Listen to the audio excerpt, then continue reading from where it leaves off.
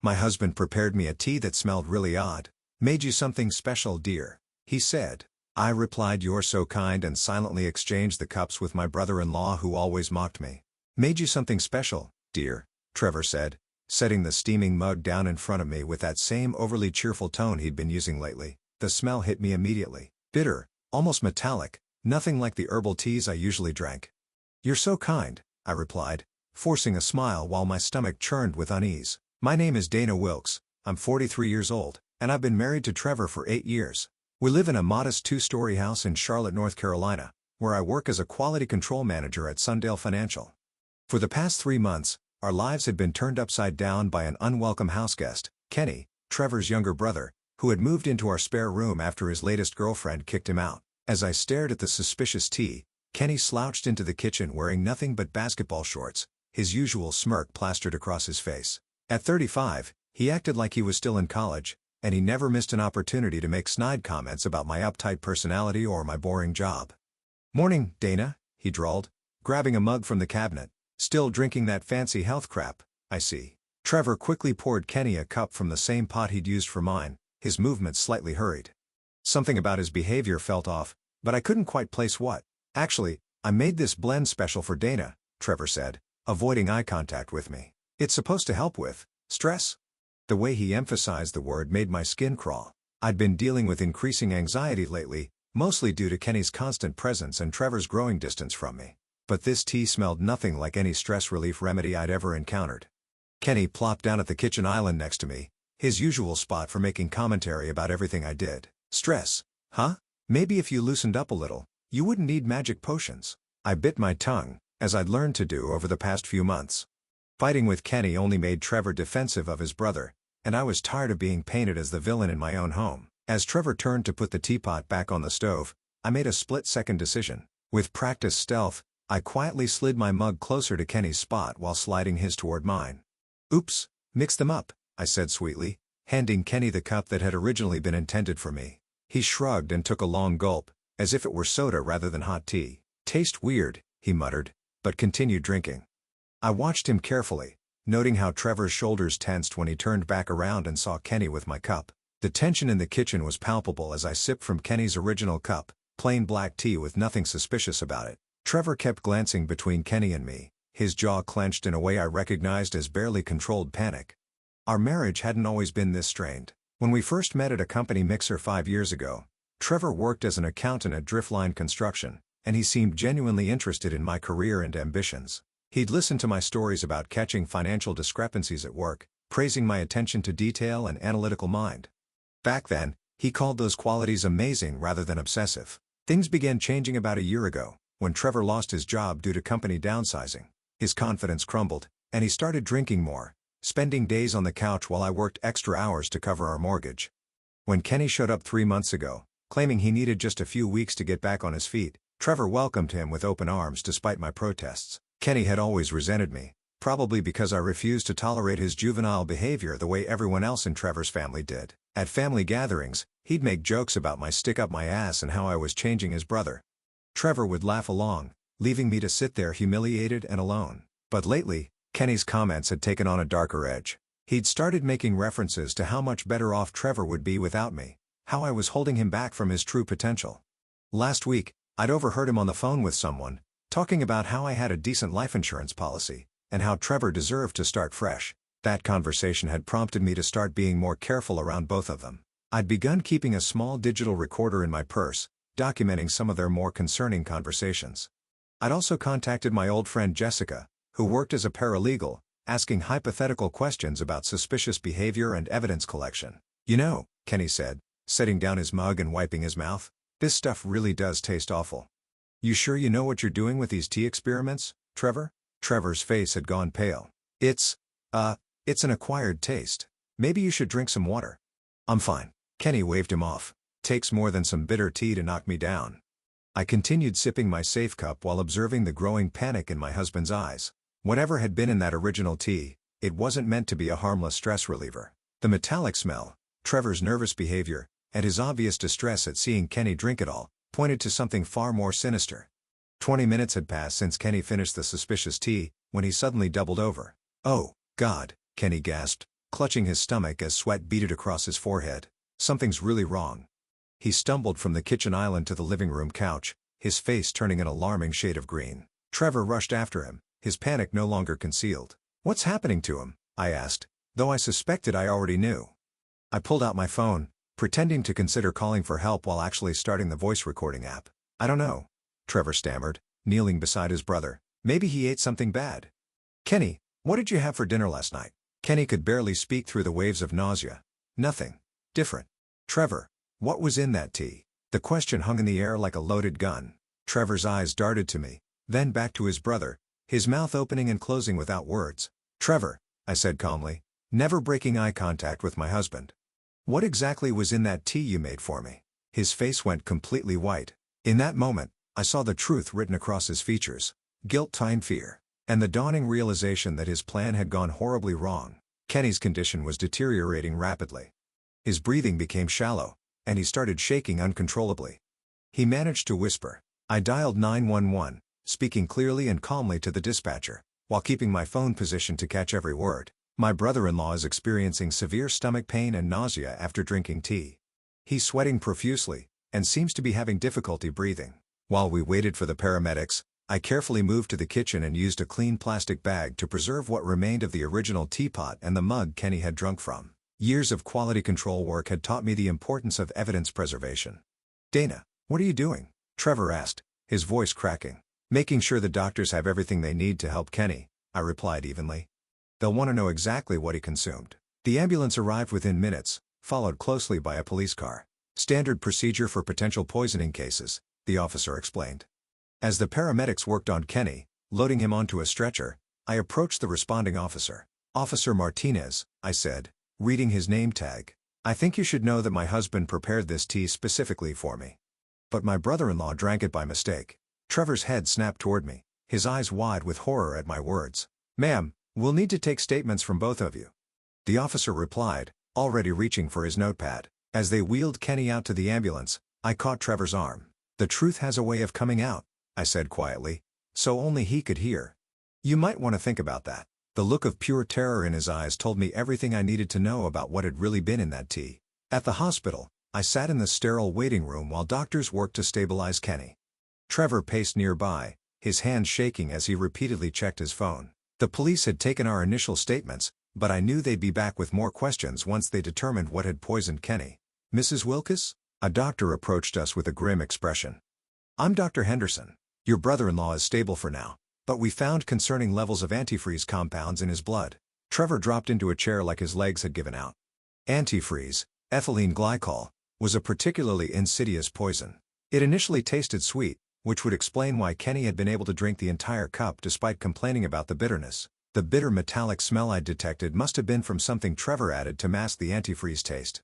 "Antifreeze?" I repeated, feigning shock. "How could that be possible?" Dr. Henderson's expression was serious. "This appears to be intentional poisoning. The police will need to investigate your home, and any beverages consumed this morning." Trevor's face had gone beyond pale to a sickly gray color. I reached over and squeezed his hand, playing the concerned wife perfectly.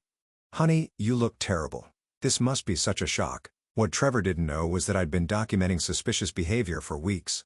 Hidden in my home office was a small safe containing printed emails, photographs, and recorded conversations that painted a very different picture of my loving husband. It had started a month ago, when I'd accidentally opened a piece of mail addressed to Trevor, a confirmation for a life insurance policy increase on me. When I asked him about it, he claimed it was just being responsible and planning for the future.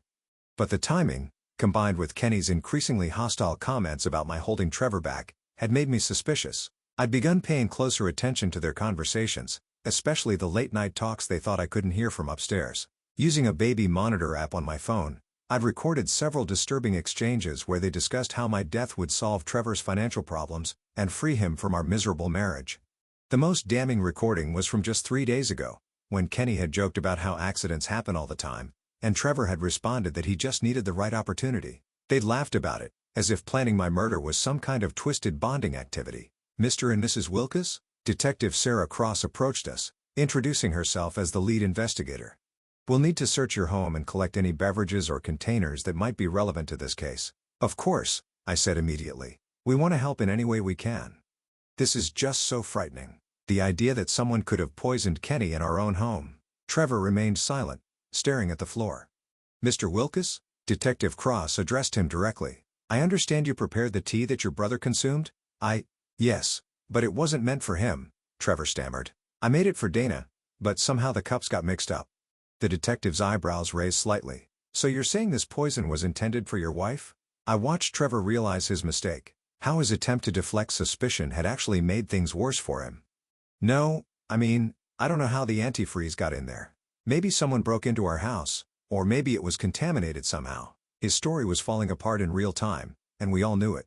Detective Cross took detailed notes while I maintained my shocked and confused expression. Mrs. Wilkes, did you notice anything unusual about the tea when your husband served it to you? Actually, yes, I said thoughtfully.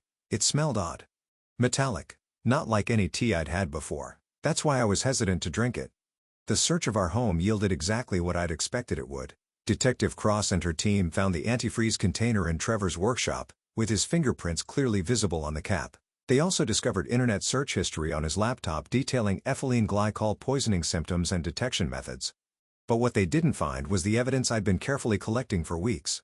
Mrs. Wilkes, would you mind coming to the station to give a more detailed statement? Detective Cross asked as the search concluded. Absolutely.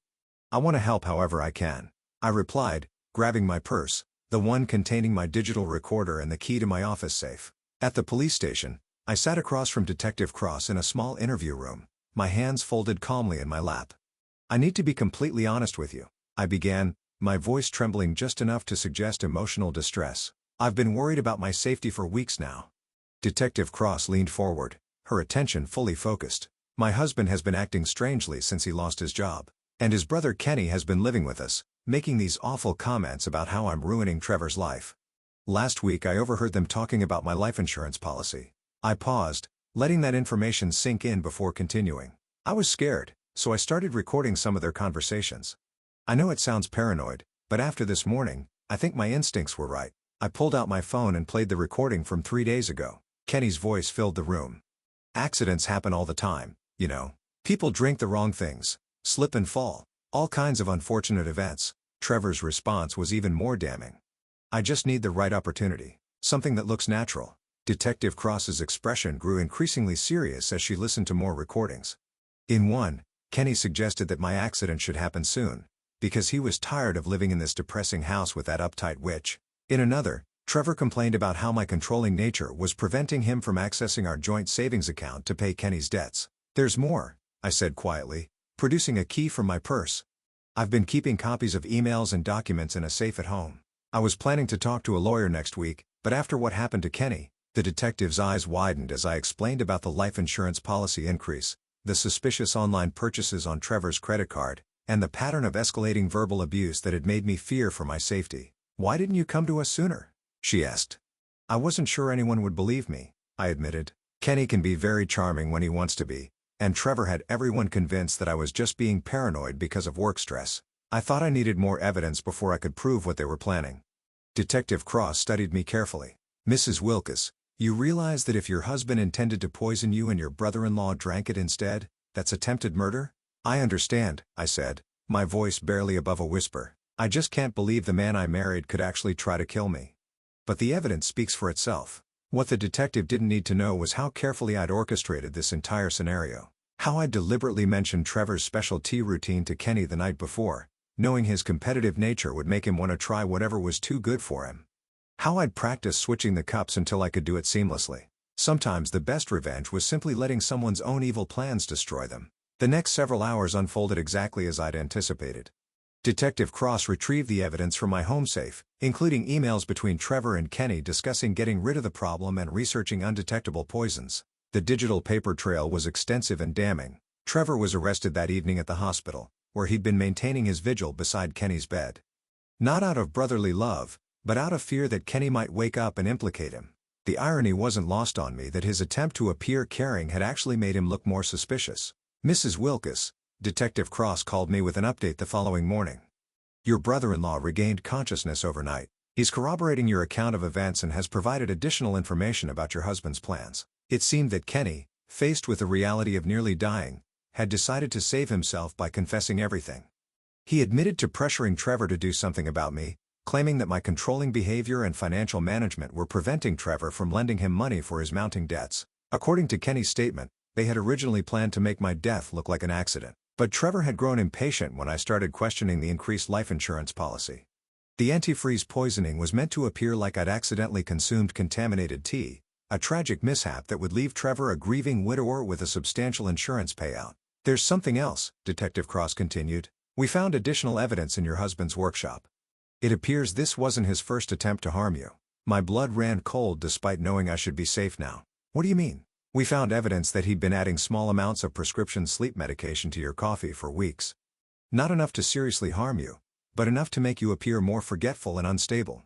He was building a case for you being mentally incompetent. The revelation explains so much. My recent struggles with memory, the fatigue I'd attributed to stress, the way Trevor had started pointing out my mistakes to friends and family. He'd been systematically undermining my credibility while slowly poisoning me. We believe he was planning to escalate gradually until he could claim you'd accidentally overdosed on your own medication, the detective explained. The antifreeze was likely plan B when the slow poisoning wasn't working fast enough. I sat in stunned silence, processing the full scope of Trevor's betrayal.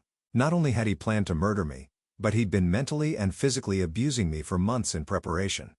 Mrs. Wilkes, I want you to know that your quick thinking and evidence collection may have saved your life, Detective Cross said.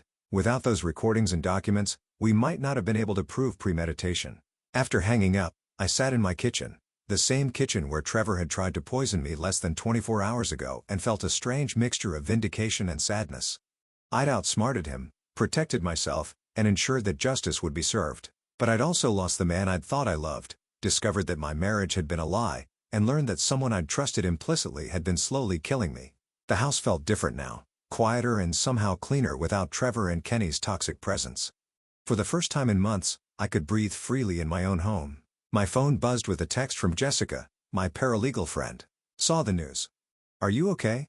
Do you need anything? I smiled as I typed back, I'm safe now, and I think I'm going to be just fine. 6 months later, I stood outside the courthouse steps, breathing in the crisp autumn air of Charlotte. The trial had concluded with Trevor receiving a sentence of 25 years for attempted murder, and Kenny getting 5 years as an accessory. Justice had been served, but my real revenge was just beginning. During the trial, every detail of their plan had been exposed to public scrutiny. The media had dubbed it the antifreeze murder plot, and the story had spread throughout our community and beyond. Trevor's reputation was permanently destroyed, his family had disowned him, and he'd lost everything. His freedom, his marriage, and any hope of the insurance money he'd killed for. But the most satisfying part of my revenge wasn't his imprisonment. It was watching him realize, piece by piece, how thoroughly I'd outmaneuvered him. The prosecution had presented my evidence methodically. The recordings that proved premeditation, the digital trail showing his research into poisons, and the documentation of his previous attempts to slowly poison me with sleep medication. Trevor's defense attorney had tried to paint me as a manipulative wife who'd driven him to desperation, but the evidence spoke louder than any character assassination. What truly devastated Trevor, though, was learning how long I'd been aware of his plans. During my testimony, I'd calmly explained how I'd suspected something was wrong weeks before the antifreeze incident. I'd described installing the Baby Monitor app, setting up the hidden recorder, and carefully documenting his every move. You see, Your Honor, I'd said, looking directly at Trevor across the courtroom, my husband always underestimated my intelligence. He thought I was just an uptight, controlling wife who paid too much attention to details. But those details are what saved my life. The look of absolute defeat in Trevor's eyes when he realized I'd been 3 steps ahead of him the entire time was worth every sleepless night I'd spent gathering evidence. He'd planned my murder for months, but I'd planned his downfall even longer. With Trevor behind bars and Kenny serving his sentence, I was finally free to reclaim my life. The first thing I did was sell our house. The place held too many dark memories, and I wanted a fresh start.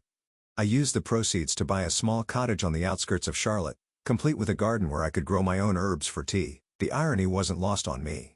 My job at Sundale Financial had been understanding throughout the ordeal, and my supervisor had even offered me a promotion to Senior Quality Control Manager. My skills in identifying discrepancies and maintaining meticulous records had proven invaluable, both professionally and personally. I'd also started volunteering with a local domestic violence organization, helping other women recognize the warning signs of abuse that I'd initially missed. Many of them were surprised to learn that poison was more common in domestic violence cases than people realized, and that emotional manipulation often preceded physical harm.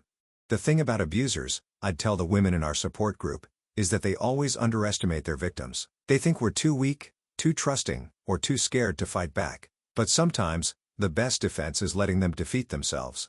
My story had become something of a local legend. The quality control manager who'd applied her professional skills to catch her would-be murderer. Several women had reached out to thank me for showing them that they weren't powerless, that careful planning and documentation could protect them from dangerous partners.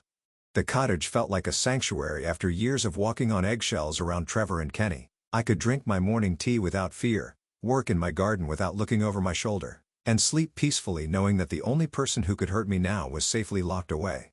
For the first time in years, I felt truly free, and I had ensured that Trevor would spend decades regretting the day he'd underestimated Dana Wilkes.